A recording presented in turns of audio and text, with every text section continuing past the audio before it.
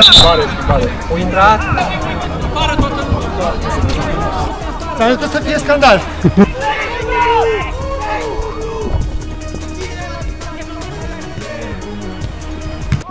Cu cine jucați azi? Cu studenții. Care în tur? Care în tur, sincer să fiu, nu mai țin minte, dar cred că ne-au bătut. Sau invers, nu mai știu. Te-ați bătut? I-am bătut, habar n-am.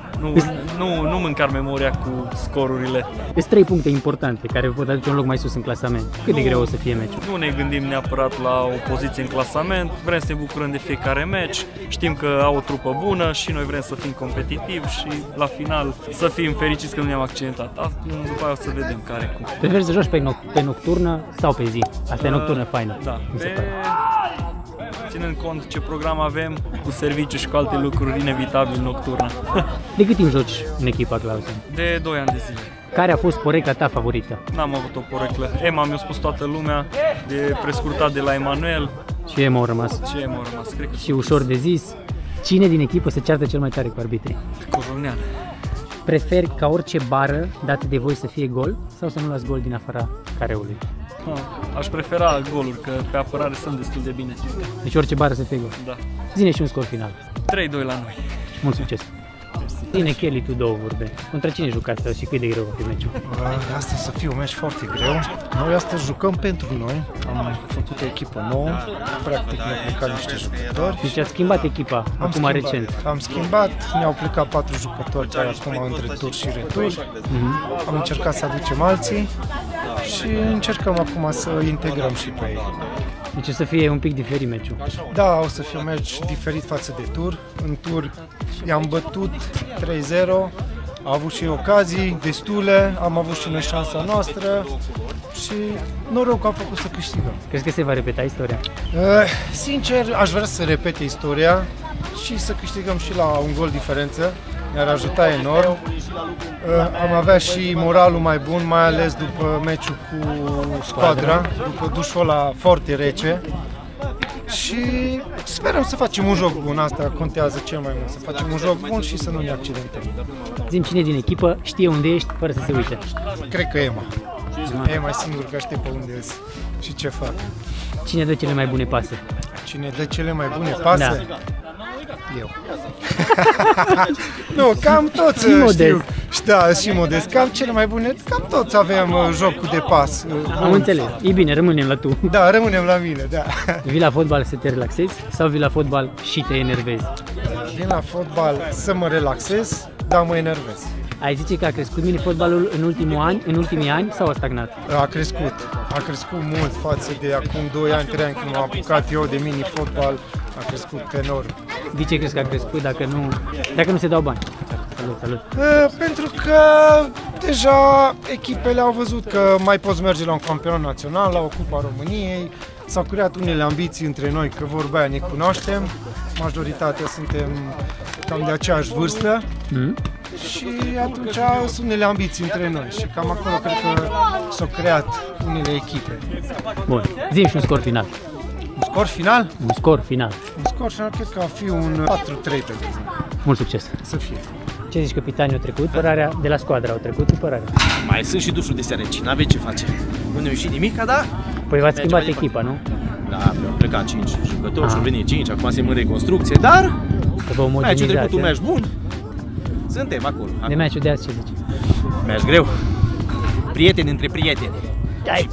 Prieteni pe viață aici. Prieteni pe aici. Toți colegi de fotbal, toți prieteni, toți. Da? Prin echipe de pescuit, avem aici. De cine trebuie să aveți grijă din echipa cealaltă? Mare grijă. Toată echipa. O echipă foarte bună. Joacă de mulți ani, cred că au 15 ani împreună, cam pe acolo, majoritatea. Îs bun, dar nu-ți de învis, că în tur, cum am făcut, cum nu. Tur ați reușit, a? Un 3-0 frumos. Crezi că se repete istoria? Cam greu, că-s montați băieții. Montați bine. Au și o formă bună? Da, au echipă bună. Da, aveți cotă mare acum. Cotă mare? Dacă pun 100 de lei, crezi că câștig? În viață câștigi ori pierzi, una din două. Mult succes!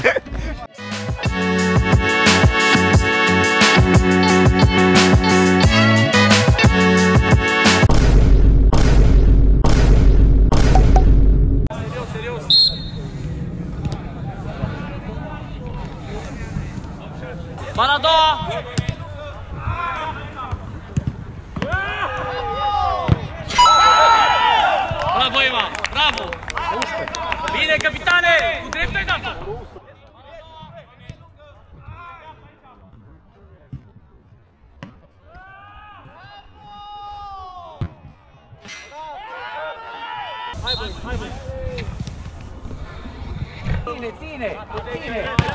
Ține de ea! Ține de ea!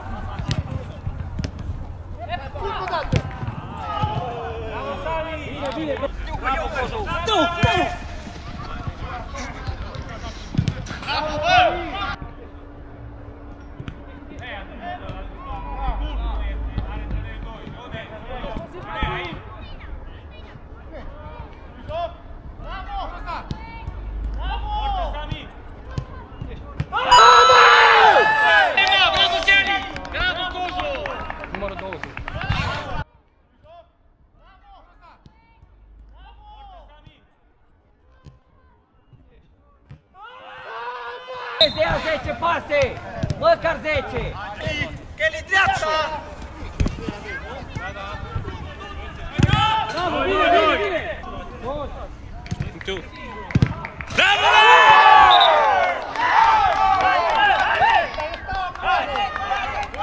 Haideți! Pas! Du-te, Sergiu, ajută-l! Tănel! Rămâi, Tănel! Bravo, bă! Bravo!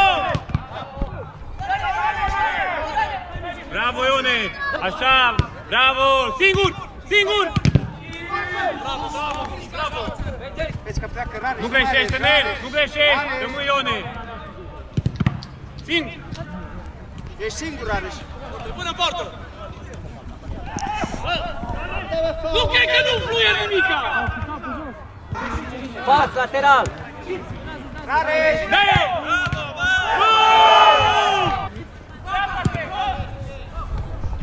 Hai, scoarță! Hai, scoarță! Mișule! Mișule, aici, aici! Mișu! Până capăt! Bravo, Tudor! Haide!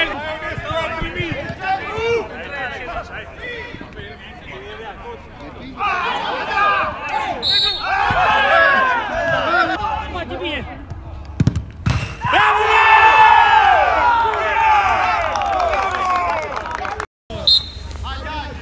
Nu fluieră ce trebuie, hai! Sigur!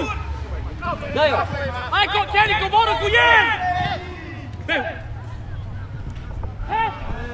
Haide, nu nimic! Bravo, Sori! Bă, Șoba, nu l-am văzut!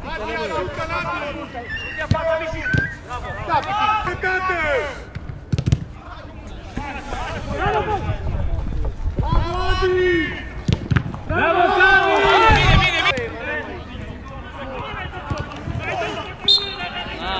Intră! Danius, coborâți acolo! Du-te, Sergiu, singur, Sergiu, singur! Haide!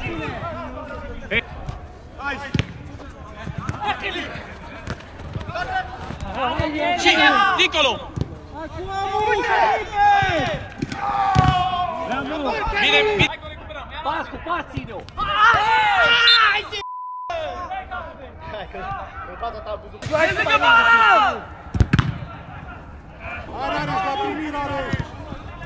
N-are! Dă-i!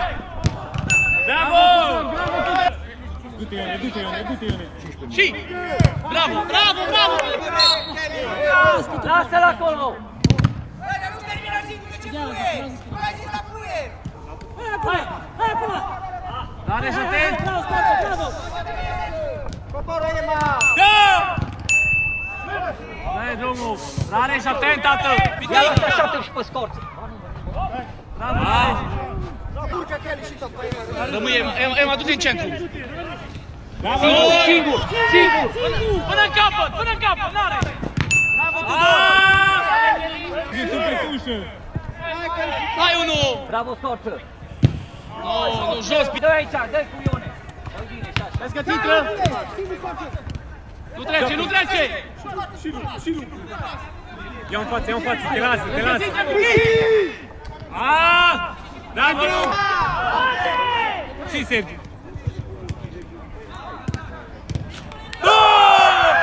E bine așa! Darius acolo în margine! Nu trece! Dă-i-o, dă-i-o! Bravo! Du-te! Urcă, Piti! Urcă, Mișule, și tu!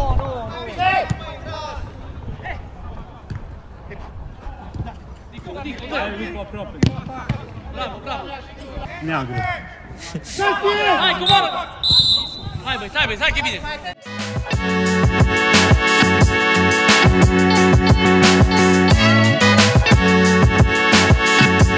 Nu!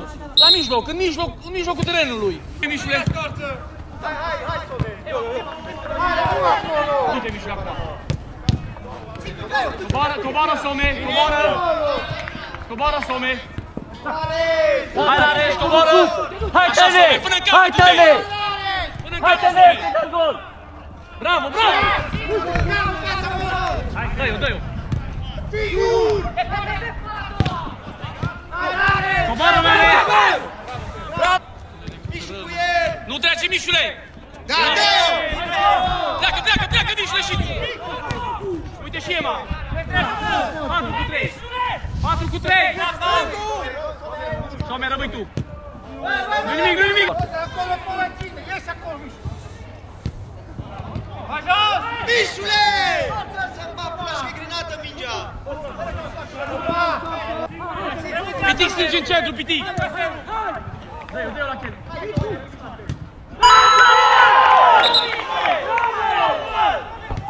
Hai, mă, tată, bravo, Some! Bine, mă! Dă-i-o la Kelly! Hai, Some, rămâi spate! Bravo, mă! Bravo, Mișu!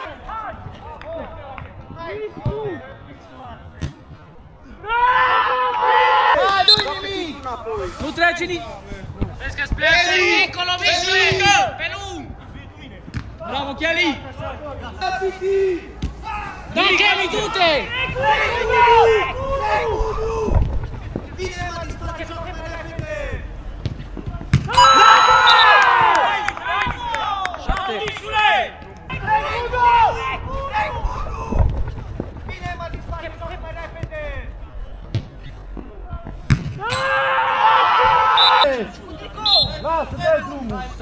Trage sufletul că îi înapoi merg.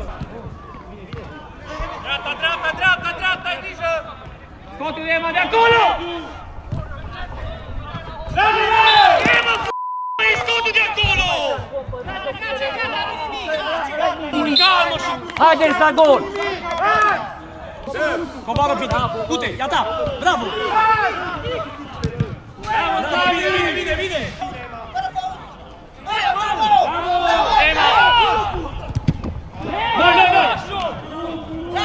Ema, tu ești Kelly! Bine!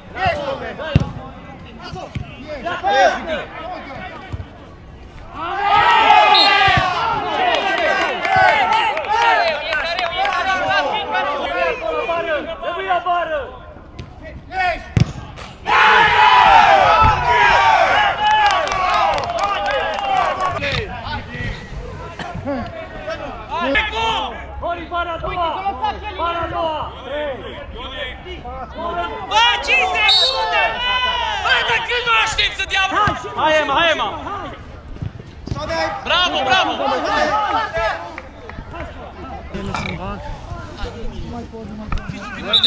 Nu le mai ține.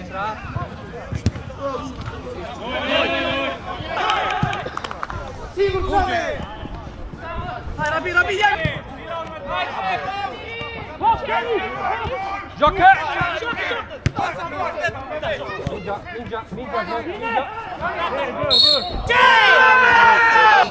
Afară toată lumea! Și rezervele tot afară! S-a arătat să fie scandal! Parcă erau prieteni între prieteni. Toți suntem prieteni, toți bem împreună, da? Niciunul nu vrea să piardă. Toți bem împreună, jucăm separat. Exact.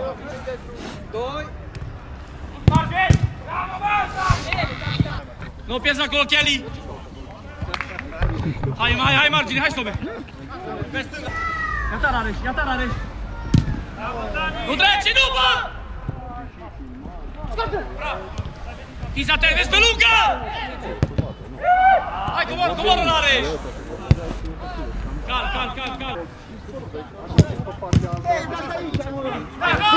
Rupe jocul! Treci de ei! Bravo, Sami!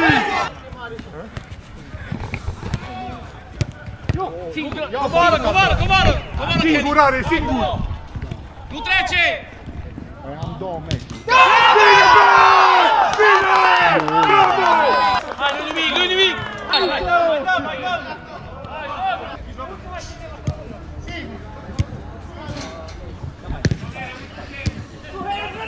Hai, haide! Singurel, Cănel, singur! Dacă 1 la 1 merge!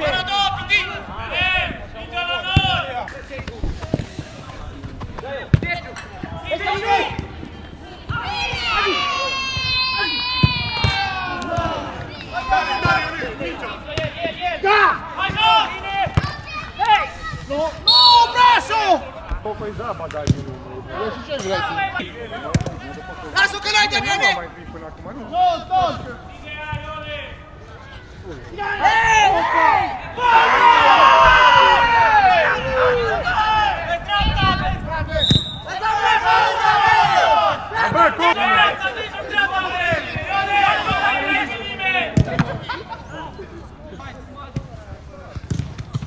Fără pauze, bravo, băi!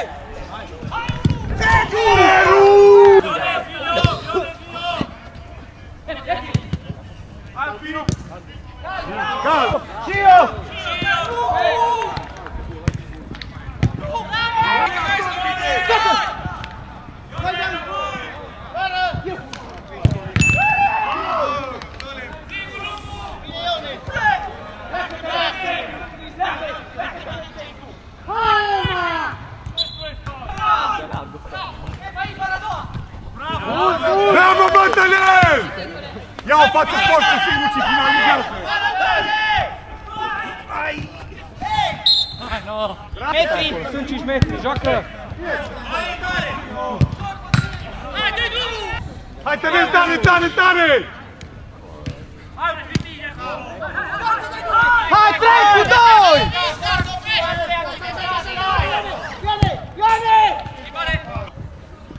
Bravo, bă! Noi dăm calm! Bravo, Lare! Hei! De jos, de jos, de jos, de jos! Ce, mă? Au 5, au 5! Bă, brașă, bă, da! Bravo, bă! Bine! Bine!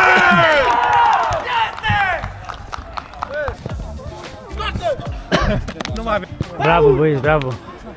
Bravo, Kelly! Un meci foarte bun. Nu știu cum te uiți numai într-o parte, vezi, sunt... Bun, dar nu ne s-a făcut diferența. La concentrare, din punctul meu de vedere, la fazele fixe. Din păcate suntem deficitari la aspectul ăsta cu fazele fixe și acolo s-a făcut. Oricum ați jucat super bine, mi s-a părut. Pe final la condiția fizică un pic, dar Ești mulțumit de jocul echipei? da, mai puțin de partea defensivă la fazele fixe. De arbitraj? Arbitrajul bunicel. Bunicel. Chiar dacă e tensiunea mare, dar arbitrajul bun. Meci. Felicitări pentru meci. Mulțumesc. Mi se părut că chiar foarte bine cu o echipă de top, chiar ați avut șansă să faceți... Am avut meciul în mână. Ați avut meciul în mână și asta a fost.